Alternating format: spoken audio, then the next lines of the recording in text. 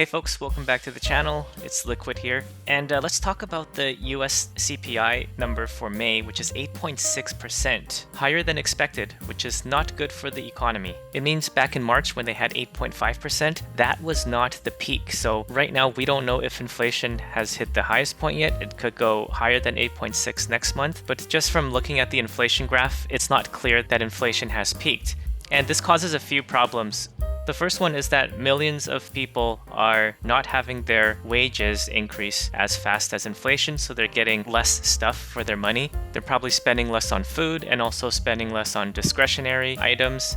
A high inflation rate is not good for the stock market either, because in order for inflation to come down, what central banks are going to do is continue to raise interest rates. And it's not good for homeowners, especially those with mortgages. Like I have a floating rate mortgage, and based on the way it's set up, my mortgage payment actually will go up when interest rates move higher.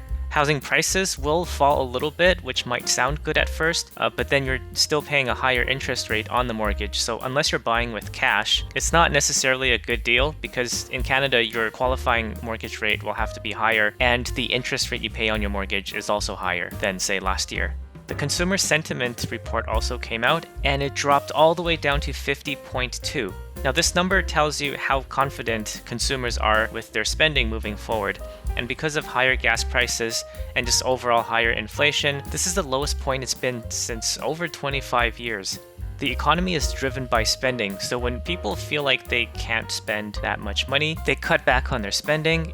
This lowering demand means that company can't sell as much, so they start to lay off people. We're already seeing that layoff trend in the tech sector, like with Netflix and other companies. Because of higher interest rates, I think fewer homes will sell, and that will probably lead to layoffs in the construction industry. So all of it is to say that I think a recession is coming in the United States, which basically means 2 consecutive quarters of negative GDP growth. We've had one already in the first quarter of this year. By the end of next month, we'll have the number out for the second quarter, so we'll know for sure. But until then, I think this is a time to be very careful about your finances and what to do with your investments.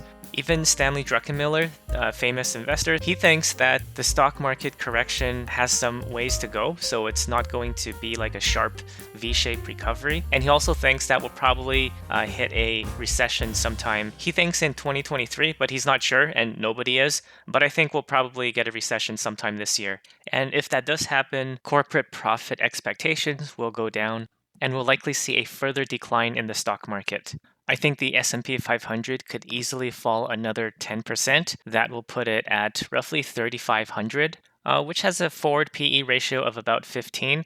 In previous corrections, 15 or 14 was about the level that the S&P 500 bottomed out at, meaning the valuations were fairly attractive at that point. For the tech-heavy Nasdaq, I expect it to fall to roughly 10,000 points. There's some pretty strong support indicators around that level. So in terms of what I think is a good thing to do right now is to build up a cash position.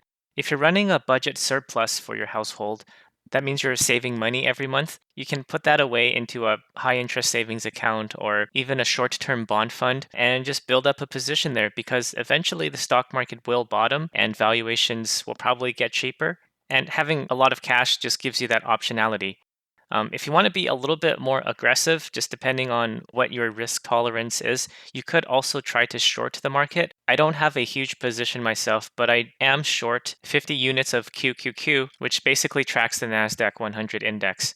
And being short means I have borrowed 50 units and I have sold them. So if the price of QQQ drops, then I can buy it back. And because I bought it back at a cheaper price, a lower price, then I would have bought low, sold high, and that's how I can make money. So I want QQQ to actually sell off and become lower, which is what I think most likely is going to happen in the next couple of weeks at least. Until we see inflation trend lower, I don't expect the stock market to really go back up to all-time highs anytime soon. So that's just my personal take. I still have all of my other stocks. I still have dividends coming in every month. I know some people who have sold all of their long stock positions. I think that's fairly risky and not the right strategy for myself. But I like this overall still long the market, but just having a little bit of hedge in there in case the market continues to fall further. And of course, I'm always updating my shopping list, just putting new stocks on there that I think are really good, but just waiting for a good time to buy them. But as of right now, I don't have any immediate plans to buy any new stocks or to take a long position in anything at this point. I'm going to wait for more data to come out and go from there. So, as always, do your own research, but I hope this video at least gave you some information that will help you in making those decisions for yourself. Thanks a lot for watching, and until next time.